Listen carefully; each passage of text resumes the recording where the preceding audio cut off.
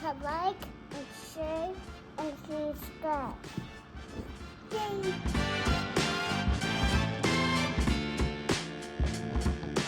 What's up, Broncos country, and welcome to another episode of Keep Your Eye on the Ball, your YouTube channel dedicated to all things Denver Bronco football, with me, your host Adam, who is now an NFL analyst with leatherbrains.com. What is leatherbrains.com, you say? Well, I'm glad you asked.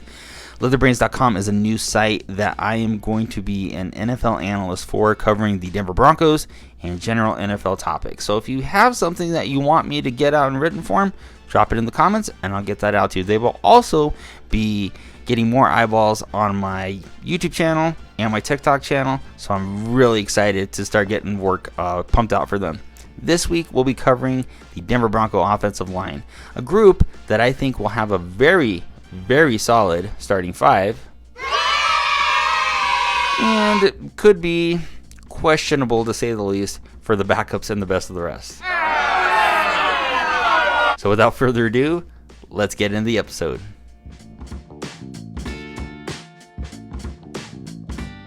So our position group for this week is going to be the offensive line.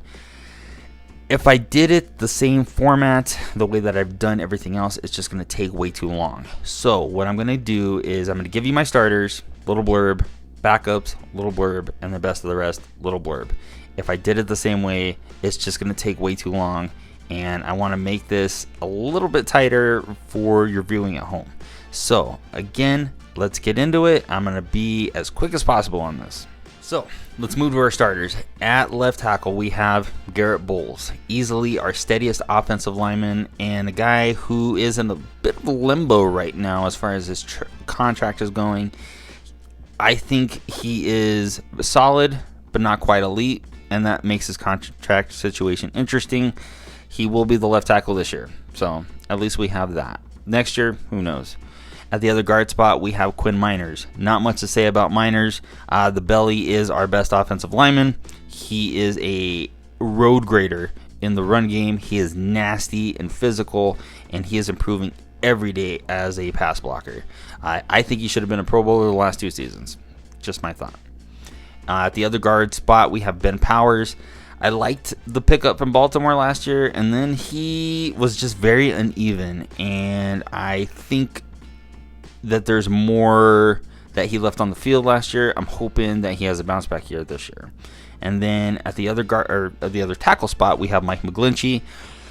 If there was a boneheaded play or penalty to take last year, McGlinchey was your guy. I think McGlinchey is way better than that, and he needs to prove this year that he's way better than that. So I liked the pickup, and then I was very disappointed with his play, so I'm hoping for a bounce back season from McGlinchey. Now, at center, we have probably the most interesting, I guess, the word is training camp battle between Luke Wattenberg and Alex Forsyth to see who will be the starter behind the departed Lloyd Cushenberry. My guess is that it's going to be Forsyth for a couple of reasons. One, he's a draft pick. Those guys tend to get a little bit more latitude. And two, he actually is a center, and he has a relationship with Bo Nix from their time at Oregon. Combine those things, and I think you're just going to see him take the job. Hopefully, he really kind of solidifies the position the way that Cushenberry did.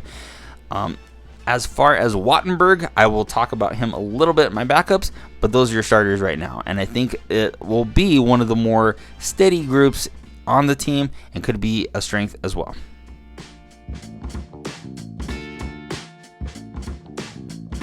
So now moving on to the backups. This is the position group on the team that I am a little worried about. The Broncos were one of the few teams last year that had their starting five take the field for a good chunk of their plays, and that is a rarity in the NFL. Excuse me, I would be very nervous if any of these guys had to step in and play any extended time to somebody going down. So with that being said, let's jump in. The first guy we have is Matt Peart, who spent the last 4 years with the New York Giants. The New York Giants do not have the greatest record at developing offensive linemen, so if you get a guy who couldn't start with the Giants and is now here, hopefully we can rehab him. And that's all I'll say about that. Moving along, we have Luke Wattenberg. What's interesting about Wattenberg has been with us for the last 2 seasons. He can play guard, he can play center. He has he's played some. I'm going to be really honest, I am not a huge Luke Wattenberg guy. I think whoever wins out of the Forsyth Wattenberg battle at center, I think actually maybe on the chopping block, because PJ Mustipher is in the wings as well, and he does have a ton of experience playing guard and center from his time in Chicago. So moving along, Luke, if you're listening, I'm sorry, bud. I'm sure you're a great guy. We also have Alex Palashevsky. He is a tackle who spent most of last year on IR, but I think he was activated for 1 or 2 games. Palashevsky was set to make the roster until he got hurt with a hand injury, necessitating the IR stint. Palashevsky had 40-plus starts at Illinois. He has also played every position on the offensive line. Because those backup offensive line spots are at a premium, if you can get guys who can play more than one spot, they are invaluable. So I think Palashevsky makes the roster, probably, and is going to be a backup that could be counted on if something happens to McGlinchey or Bowles. And then lastly, we have Calvin Throckmorton, who does have a lot of starting experience with Carolina and does have some history with Sean Payton back in New Orleans. I want to say that if maybe Ben Powers doesn't have the bounce back season that he needs, you may see Throckmorton move into his spot. Again, it's hard to say at the start of training camp and injuries and what have you, but Throckmorton is a quality backup, one of the few that we have, and has starting experience and has experience with Sean Payton, so don't overlook him.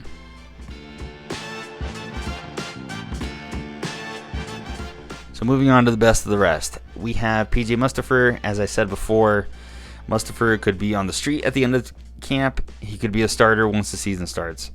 It's really going to depend how well Forsyth or Wattenberg or Gariglio take the job. If they take the job, so I don't know. But he is the break in case of emergency center at this point. As I mentioned before, Nick Gariglio, who was one of our draft picks this year, kind of similar to Forsyth a bit, does have a lot of starting experience, albeit with Yale, and then the last year was of South Carolina. So I kind of see him being stashed. I can't give you an indication why, but I think he's going to end up on the practice squad and develop from there. Next, we have Frank Crum. Crum is a massive tackle, an undrafted rookie free agent from Wyoming. If there's a guy on the amongst the backups that I'm a little intrigued by, it's Crum. Obviously, very big, has a lot of starting experience, so maybe he finds a way on the roster. I don't know. The other rookie undrafted tackle that they have is Demontre Jacobs. He is also massive at 6'6" and 315. He has a starting experience at right tackle with UCF last year. And then we got to bring up Quinn Bailey. Quinn Bailey was probably set to be the backup swing guard or swing tackle, meaning playing both spots. You always have one of those guys on the roster just in case. Bailey had proven himself to be a great backup. He was brought back in this offseason. He can play both tackle spots. He can play the tight end spot in heavy rundown formations. So to not have him for the entire year is a blow. It's not going to be the most noticeable, but it will be apparent if somebody from the starting unit goes down. So if I had to grade it, the starters I think are great. The backups are concerning. And then while there are a couple interesting talents as far as the best of the rest, it is a group, as far as the reserves, that I'm a little worried about. So we end another episode the same way we end all of our episodes, with me thanking you for all of your support. Thank you for likes, comments, shares, new followers.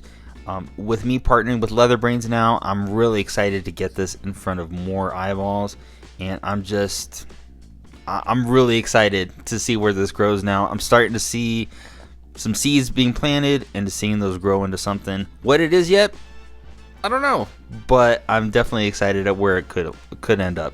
Next week, some housekeeping notes. I am going to be on vacation this week. I'll be doing my best to get it out by Friday. If I don't, I'm sorry. I'm a one-man person, and I have a 3-year-old and a full-time job and another writing gig. So I don't have a lot of time. So I will do my best to get it out to you on time. I am also going to take a nap after this and write on my chalkboard at home. I will not do position reviews 500 times because this was a little bit more labor intensive than I had imagined. Hey, I did it for you. This is the labor of love. You're welcome. So with that being said, remember to keep your eye on the ball, and I'll talk to you next time.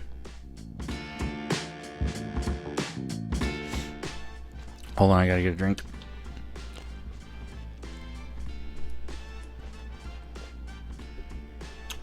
That's good vodka.